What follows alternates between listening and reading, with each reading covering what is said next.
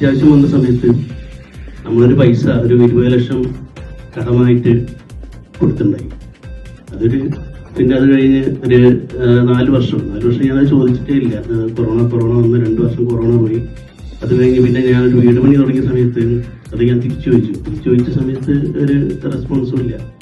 തരാം, അത് ഇറങ്ങിയിട്ട് തരാം, മറ്റേ പടം ഇറങ്ങിയിട്ട് തരാമെന്ന് പറഞ്ഞു. അപ്പം ഞാനത് അമ്മയെ കംപ്ലൈൻറ്റ് ചെയ്ത സമയത്ത് എനിക്ക് ആ സമയത്ത് കുറച്ചൊരു പടത്തിന്റെ ഡേറ്റുകളൊക്കെ തന്നിട്ടുണ്ട്. പിന്നെ ആ പടങ്ങളൊന്നുമില്ല, പിന്നെ ഒരു പടവും ഇല്ല, ആരും വിളിക്കുന്നുമില്ല. പിന്നെ നമ്മളിപ്പം രണ്ടാമത് ഇതിലേക്ക് ഇങ്ങനെ കുറേശ്ശെ പിന്നെയും ചുവട് വെച്ച് വന്നുകൊണ്ട് നിൽക്കുന്ന സമയത്താണ് ഇതിന്റെ കാര്യങ്ങൾ മനസ്സിലാവുന്നത്. പല സ്ഥലത്തും എന്നെ പറ്റി പല നെഗറ്റീവും സമയത്തിനുമില്ല. പിന്നെ ഭയങ്കര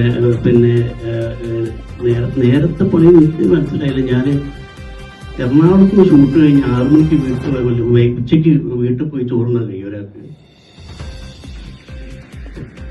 വീട്ടിൽ പോയിട്ട് ഭക്ഷണം കഴിക്കുന്നു.